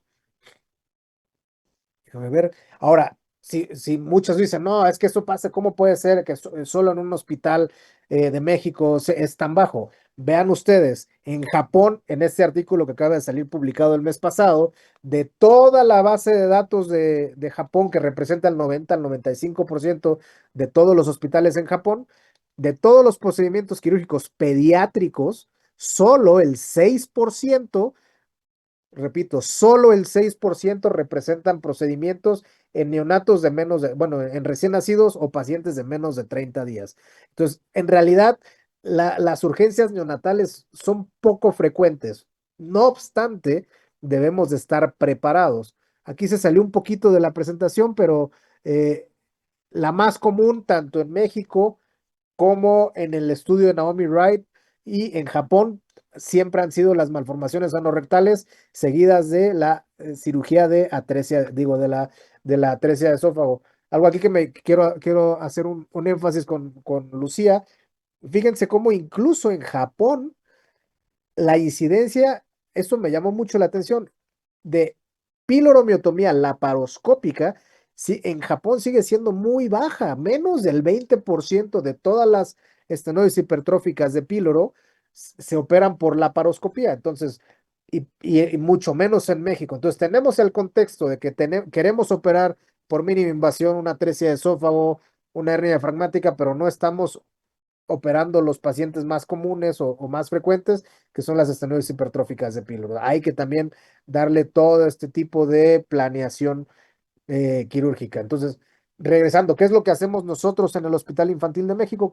Espero, o por lo menos mi equipo quirúrgico, somos el mismo anestesiólogo o el mismo grupo de 2, máximo 3 anestesiólogos con los que trabajamos frecuentemente, el mismo equipo quirúrgico para las urgencias quirúrgicas neonatales. Muchos trabajamos con otros grupos para la cirugía pediátrica general, pero cuando llega el caso neonatal, siempre somos los mismos, ¿de acuerdo? Y vamos y ya tenemos todo planeado. Esto de aquí es muy importante. En el enlistado que tenemos enlistados para atresias de esófago, para laparotomías, para piloromiotomías laparoscópicas, tenemos el listado del instrumental, tenemos el listado de los consumibles con las referencias y con los representantes donde se puede conseguir en un hospital privado o en un hospital público tenemos los códigos. Ahorita vamos a hablar un poquito más de eso y somos específicos hasta en el tipo de sutura, en el tipo de aguja, con la marca y con la referencia. Siempre les van a decir que sí tienen todo, pero es importante que antes de que entren a quirófano revisen con sus ojos propios que frecuentemente esté prácticamente ahí. Como ya bien lo mencionó Lucía, y se los recalco yo también, son enfermedades poco frecuentes, entonces creo que estas son enfermedades hoy 2025, que siempre hay alguien que ha operado más casos que tú. Entonces, es recomendable que se invite a un prosector si no operamos un volumen adecuado anualmente. ¿A qué me refiero esto? Si he operado menos de 3 atresia de esófago por año, valdría la pena que si vas a operar una, público o privado, le hables a alguien que ha operado más. O si te caen en cualquier hospital público o privado que no cuente con una USIM para soportar el manejo quirúrgico postnatal, pues hay que considerar que tal vez yo tenga las habilidades quirúrgicas para hacerlo, pero de nada va a servir si este paciente va a estar expuesto a complicaciones en el postoperatorio. Entonces hay que tener en cuenta todo esto y en algunas ocasiones valorar ya sea trasladar al paciente en un hospital público a un hospital de tercer nivel o en un hospital privado, pues trasladar al paciente a otro hospital privado que tenga con una infraestructura adecuada. Ahora, como la gran mayoría de los pacientes de urgencias quirúrgicas neonatales nacen y se van a tratar en los hospitales públicos, nosotros tenemos que aprender a hacer un poco de gestión, no nada más operar. O sea, todos los hospitales públicos tienes que hacer solicitudes con anticipación. Con anticipación me refiero a 24, 48, o sea, 12 a 24 meses de anticipación. Tú tienes que hacer un oficio. Habitualmente en México todos estos trámites empiezan entre septiembre y octubre, donde te solicitan qué consumibles vas a usar de un cuadro básico. Entonces, ahorita qué bueno que está Solventum aquí, hay muchos consumibles que para suerte nuestra, ya están en el cuadro básico, solamente que no sabemos cómo pedirlos. Entonces, lo que nosotros hemos hecho últimamente en estos últimos 6 meses es que le preguntamos a la industria, oye, de tus consumibles, ¿cuáles ya tienes registrados en gobierno? No, pues estos. Entonces tú ya tienes estos códigos y cuando te mandan el Excel con 3000 códigos y no sabes ni qué hacer, vas y los buscas y vas calculando qué es lo que tienes que hacer. Y así como hay un trámite para solicitar consumibles, también existe un trámite para solicitar instrumental. Entonces, eso de que es lo que tenemos y no hay más, sí hay manera de reponerlo, es un dolor de cabeza y es un crucigrama, tendremos que hacer 4 o 5 oficios en el lapso de 6 o 7 meses, pero si uno es persistente y te ayudas de gente que se dedica a eso, es mucho más probable que lo podamos conseguir. Entonces tenemos que también aprender un poquito más de gestión. No les quito más tiempo y abro el foro para preguntas y respuestas. Y pues bueno, espero que hayamos resuelto la mayoría de los dudas y si no, aquí estamos para resolverlas. Si tienen alguna duda, con mucho gusto, aquí nosotros se las tratamos de responder, ¿vale? Hay una pregunta que dice, doctora Lucía, su opinión, la reducción y la reparación de los defectos de la pared abdominal, llámese gastrosquisis o onfalocele, ¿los realizan en la misma incubadora o los pasan a Eh, quirófano? ¿Cómo? Que sí, entiendo que si los defectos de pared abdominal, Sí. gastrosquisis o onfalocele, los tratas, o por lo menos es lo que entiendo, si los tratas en su cuna, al pie de cuna, o los pasan a quirófano. ¿O Cuando cuál el es tu paciente, opinión? Ajá, generalmente, depende del paciente. Si el paciente está estable clínicamente y permite ir a quirófano, para nosotros siempre es mejor, porque consideramos que son mejores condiciones de asepsia, estamos más cómodos, tenemos mejor luz. Pero muchas veces la reducción, o por lo menos la colocación del silo en la neonatología es muy frecuente, y sí, el cierre después diferido lo hacemos en quirófano de manera programada. Y los onfaloceles, dependiendo del tamaño, si hacemos un cierre primario en un onfalocele pequeño, intentamos hacerlo en quirófano. Pero hemos hecho también en la neonatología. claro. Aquí me gustaría agregar que pues, todo va a depender de los protocolos que tengan en cada hospital. O sea, ahorita como que algunos piensan que está proscrito o mal visto pasarlos a quirófano, pero no es así. O sea, nosotros, por ejemplo, en el Hospital Infantil de México, ya, o sea, probablemente el 95% los tratamos en su cuna de las gastrosquisis, pero tenemos un muy bajo umbral para pasar a revisarlos a quirófano también. O sea, no hay que encasillarse en que así es el protocolo. O sea, el protocolo son como recomendaciones, como guías, pero uno como cirujano tiene que tener el criterio de salir y de volver a entrar al protocolo. ¿De acuerdo? Entonces, Exacto, y te agrego también, Alex, que también depende mucho del equipo del día. totalmente. Generalmente son cosas que no son programadas y depende de qué equipo tenés en la neonatología, qué anestesiólogo tendrías si fueras a quirófano. Eso también influye mucho en la decisión.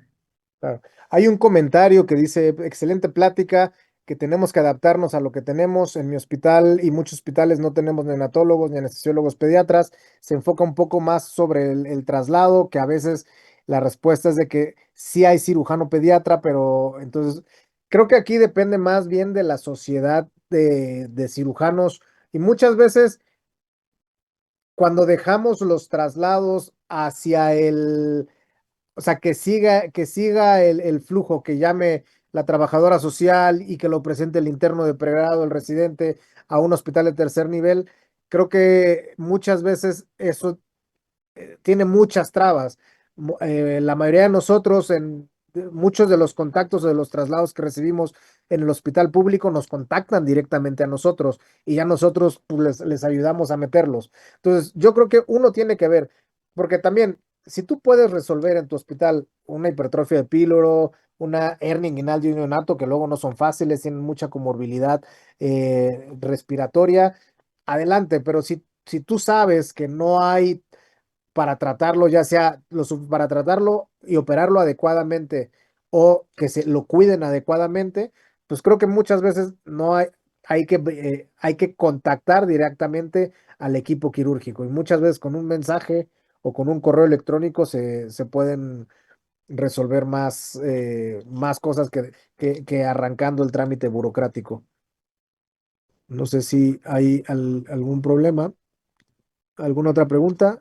También ahí yo quisiera agregar que no, en la mayor parte de México no hay, por ejemplo, anestesiólogos pediatras, pero eso no les quita el tener que seguirse actualizando y, por ejemplo, este tipo de sesiones hay muchos tips, tanto de cirugía, en las sesiones que nosotros damos del colegio, son tips que muchas veces cuando estás fuera no tienes insumos o no es que no seas capaz, ¿no? La actualización es para todos y es la realidad de México, ¿no? No muchas veces ni siquiera el paciente puede ir a trasladarse a Ciudad de México.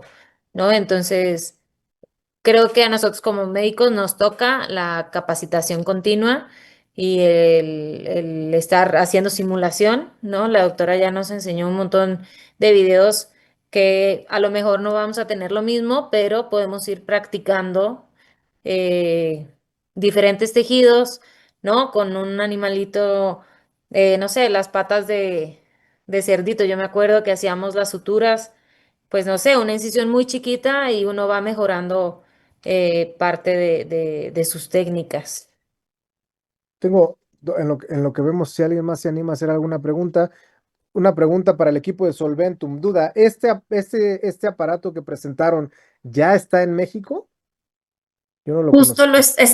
Justo está llegando ahora en noviembre, ya lo tenemos disponible aquí en México, entonces para nosotros, pues precisamente nos acercamos con ustedes para ya estarlo presentando oficialmente y que pues sepan que está disponible ya esta tecnología aquí en México, entonces sí, ya está, va Bastante, llegando. bastante interesante la tecnología. Y tengo una pregunta para Lucía. Estoy muy interesado en la parte del entrenamiento. ¿Cuándo deciden ustedes para estos pacientes de patologías raras? O sea, no lo que hacemos del día a día, sino cuándo decides tú o cuándo piensas que es correcto darle a una persona en formación que opere un paciente por mínima invasión neonatal. Los residentes de nuestro centro entrenan en el centro de simulación desde el día uno.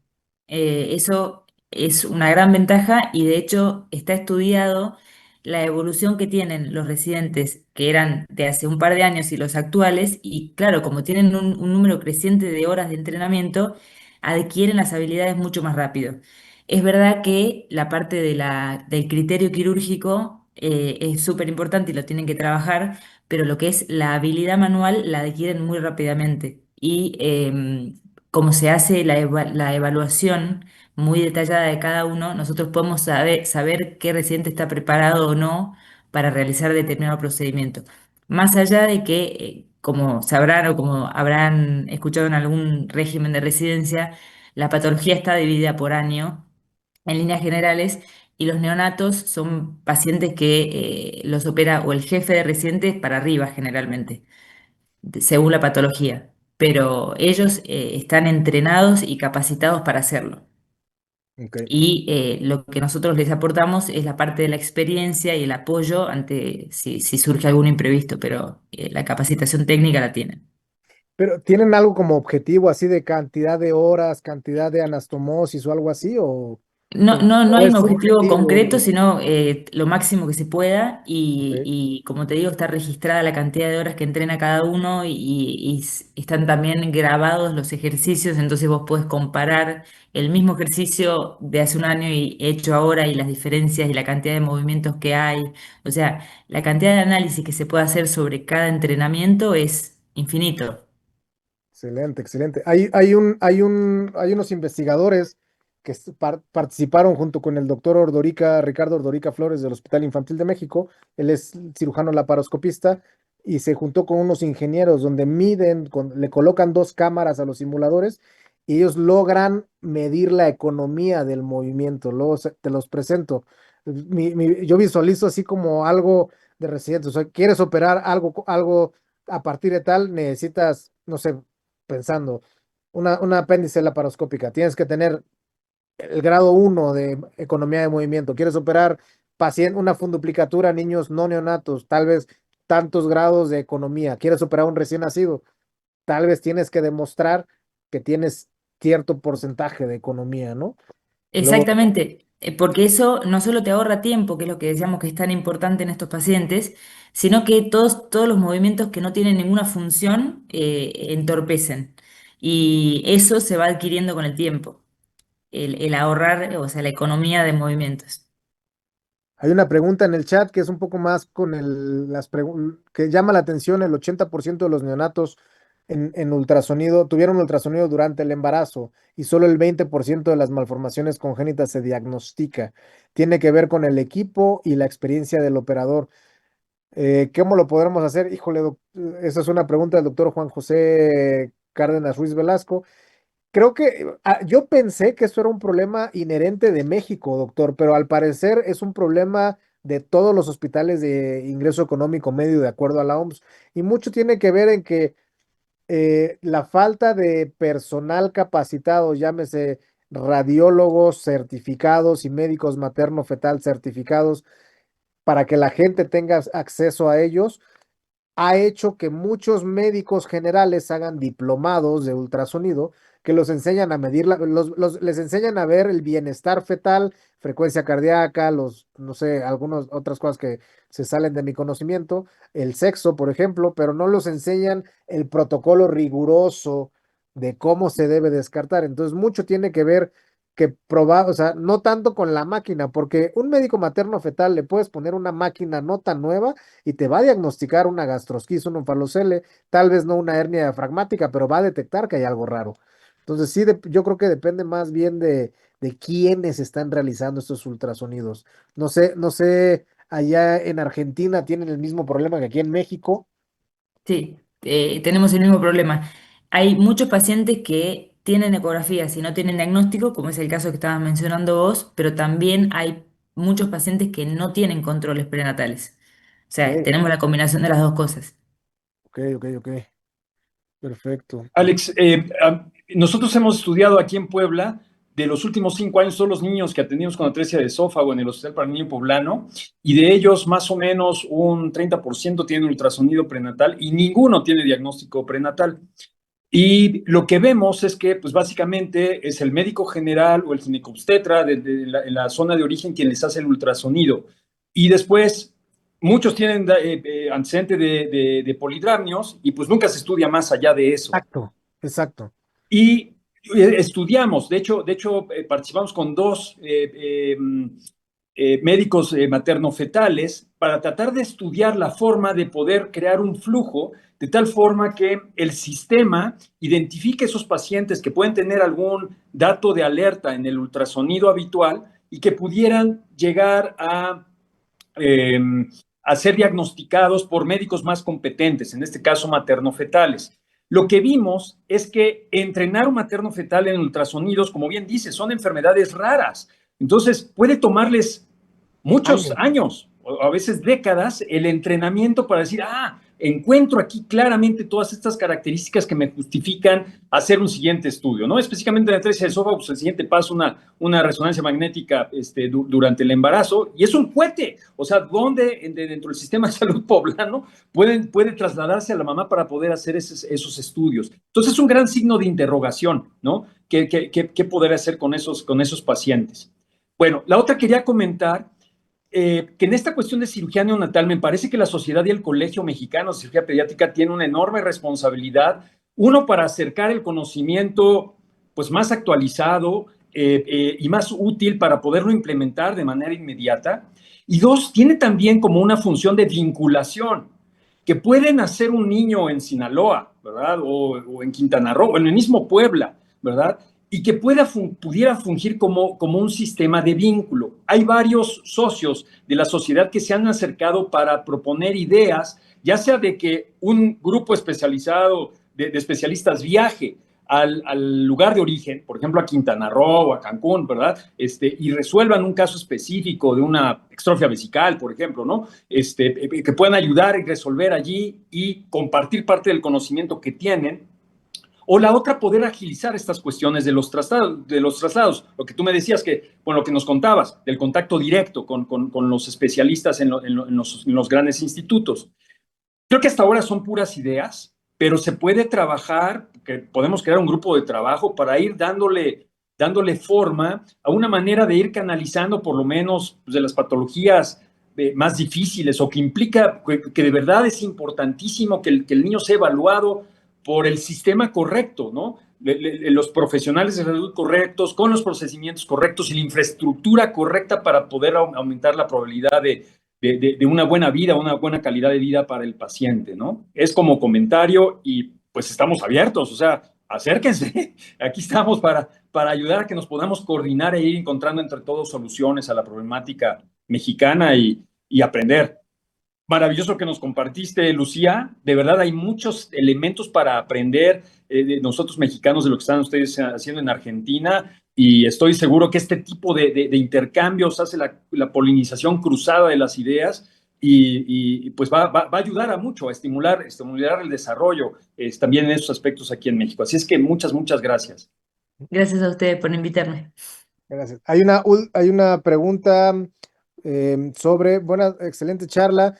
¿Cuáles serían las recomendaciones con el equipo de neonatología con los cuidados postquirúrgicos y métodos de ventilación en atresia de esófago? ¿Quieres responder algo, Lucía, sobre eso? Nosotros principalmente, en líneas generales, indicamos que el paciente quede en respirador por lo menos 3 a 4 días. ¿Por qué? Porque si le decimos 5 terminan siendo 7 8 y si le decimos menos, corremos riesgo de que si se reintuba el paciente, genera algún daño en la anastomosis o en la tráquea, ya sea por el tubo endotraqueal o por la laringoscopía.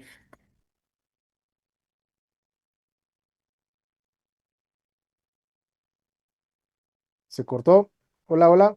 Como que perdió Son 5 que quedan en Ah, respirador. creo ¿Eh? que se cortó en los últimos 10 segundos. ¿Estoy ahí? Sí, ¿Me ya te escuchan? vemos. Sí, sí. Nosotros en líneas generales los dejamos más o menos 5 días en respirador. Ok. Y más o menos son 2 días de relajación neuromuscular, no más que eso, ya después puede quedar sin relajación. Y con esa estrategia nos va bastante bien, porque sabemos que decimos 3 4 días y son más o menos 5 hasta que los neonatólogos logran hacer el weaning del respirador y asegurarse de que la extubación tenga éxito y no vaya a necesitar una reintubación. Vale. Creo que todo depende de los protocolos, ¿no? Y sobre todo de qué tanta exposición a la patología tengamos. Nosotros, por ejemplo, recibimos en un mal año 9 pacientes, en un buen año 12, 13 esófagos neonatales, más los que llegan a la consulta ya operados.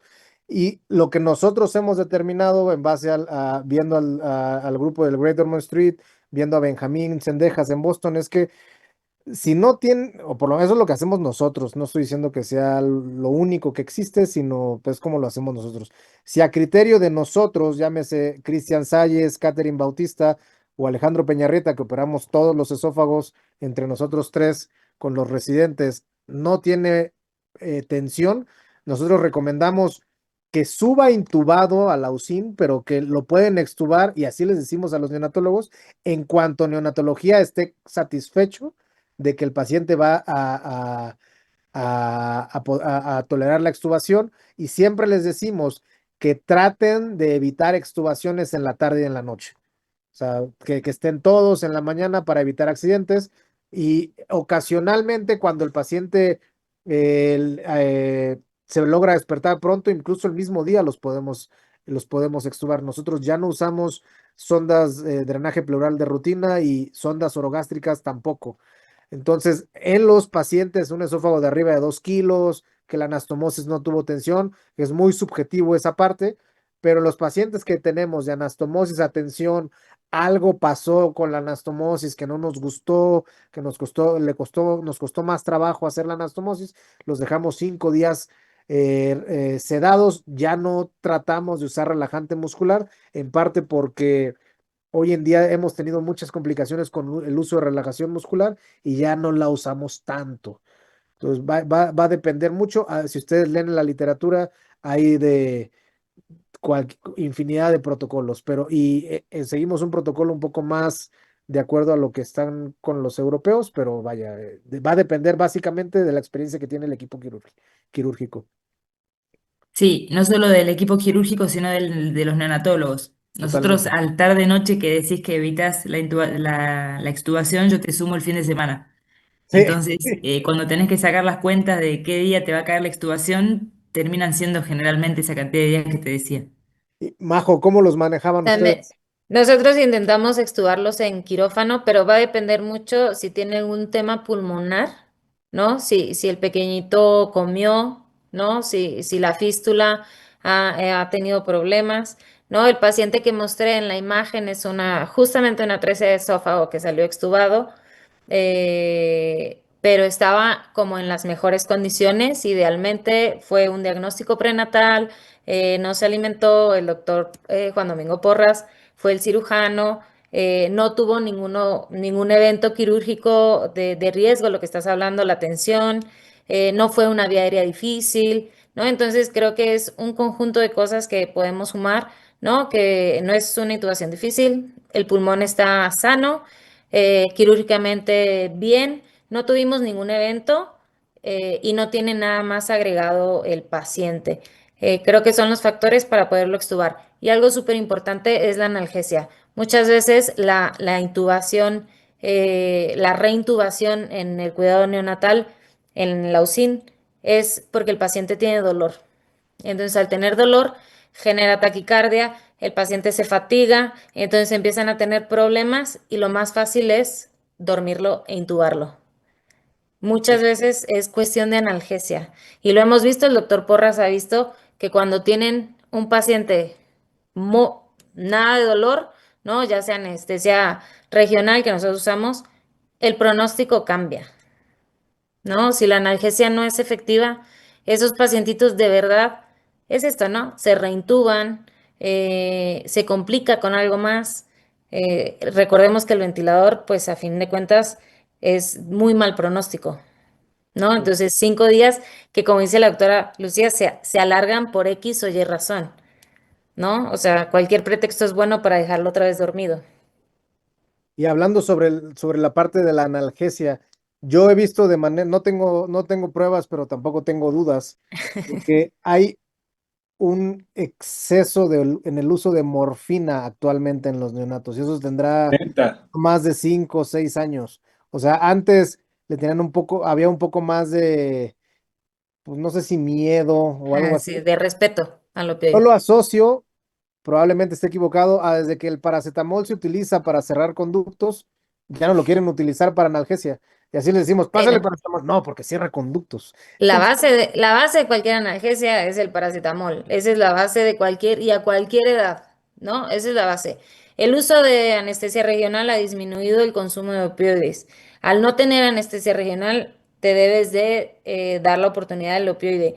Que uses morfina no significa que el paciente debe estar intubado o el paciente deba estar, o sea, no es un paciente de alto riesgo, solo que hay que monitorizarlo súper bien.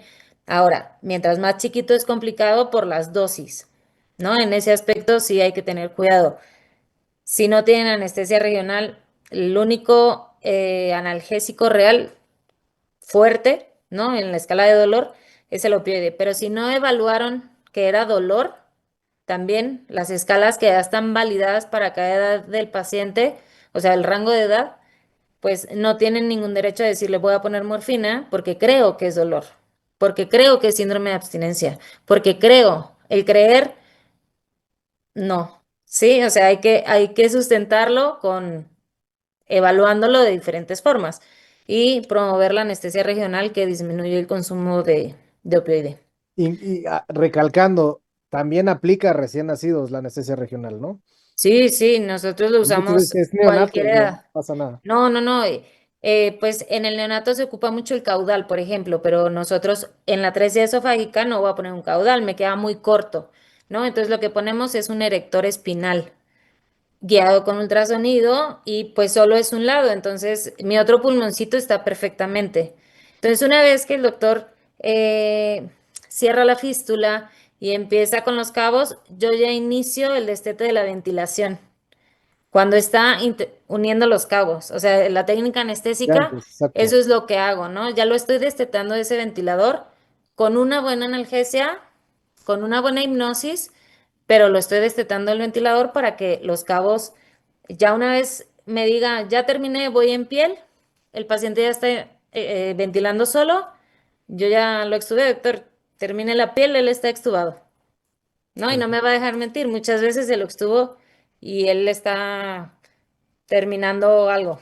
Pero Y el es la comunicación entre cirujano y anestesiólogo, o sea, hacer equipo. ¿no? Que Totalmente. sepan los tiempos y que pues no te anden poniendo cualquier anestesiólogo, o sea, perdón, pero pues es la verdad. O sea, se necesitas a alguien que sea muy gallo, que sepa la fisiología del recién nacido, de la patología que tiene y que haya una comunicación muy, muy estrecha entre lo que tú estás haciendo como cirujano y lo que está haciendo el anestesiólogo. No, hay casos feos y que no se puede también, Exacto. ¿no? O Sí, sea, hay sí. casos que es imposible extubarlo en sala y efectivamente 5 días y a lo mejor se va más porque se infectó por cualquier cosa, ¿no? Son pacientes diferentes y hay que estudiarlos individual y como, ¿no? El equipo decide, planeamos y vamos viendo en la marcha si el plan va o plan B o plan C o plan D. Exacto, exacto. Y esos planes agregaría que uno los debe de tener desde antes de entrar a quirófano. Por supuesto, eso es mucho antes. Y el neonatólogo está incluido, Claro, ¿no? O sea, ya nos ha tocado un niño más grande, ¿no? Que hicimos, la nena que extubamos de la sustitución traqueal. No, no es cierto, el slim pulmonar, ¿se acuerdan? Slide. Y El que le slide hicimos el slide pulmonar. traqueal, ¿sí? Y la sacamos extubada. Terapia intensiva casi me mata. ¿Cómo se te ocurre? Le dije, pues no debería. Ella tiene un poco de secreciones, nebulízala y listo, le ahorraste un tubo y ese tubo creo que va a lastimar más la tráquea porque no la vas a poder dormir. que todo depende mucho de la exposición. Por ejemplo, Benjamín Sendejas, la mayoría de sus pacientes de traqueoplastías los saca extubados. Entonces, no es así de, o sea, es como que se tiene que, el Sí, equipo que tú, el individualizar. médico, si el parénquima pulmonar está enfermo, pues no lo puedes extubar. Si el Claro. parénquima pulmonar está sano y la cirugía quedó bien o no hay dudas, adelante, o sea, totalmente de acuerdo. Recuerden, en México y en países de ingreso económico medio, los pacientes generalmente no fallecen en quirófano, fallecen de infecciones, de sepsis en el postoperatorio. Entonces, hacia eso es a donde tenemos nosotros que tratar de enfocar nuestro manejo. No nada más es la cirugía de que me opero y ahí me voy, háganle como quieran, sino ver toda esta parte postoperatoria, que es igual de importante. Pues no quiero ser aguafiestas, pero ya hay que ir cerrando la sesión. Ya Dale, nos adelante. Adelante, superpasamos. Juan Domingo, adelante, adelante. Adrián, te cedo la palabra. Nada, agradecer a los expositores, Lucía, María José, muchas gracias por la aceptación, una sesión increíble, mucho aprendizaje y sobre todo mucho trabajo que hacer en conjunto. Alejandro, como siempre, muchas gracias y gracias a todos por su participación. Les recordamos las redes sociales y nuestra siguiente sesión cultural que pronto les daremos de notificación. Yo, Juan. yo quiero, yo quiero dar las gracias a Solventum, que estuvo con nosotros y que generosamente participa y nos apoya. La verdad, muchas, muchas gracias. Súper interesante lo del dispositivo y pues daremos más oportunidades para ir conociendo todas las cosas maravillosas que ustedes tienen. Muchas, muchas gracias. Doctor Burgos, muchas, muchas gracias. Su entusiasmo, su participación y su generosidad de compartir su conocimiento desde Colombia. Qué maravilla. Vale, muchas gracias. Gracias por la invitación. Y bueno, felicitaciones a todos los expositores. Ha sido una velada muy productiva, creo yo. Muchas Muchas gracias a gracias. ustedes por la invitación, Juan Domingo. Lula, Felicitaciones muchas a todos. gracias. Un abrazote. Gracias. Muchas Gracias. gracias a Bye. todos. Gracias, Majo. Hasta Bye, luego. chao.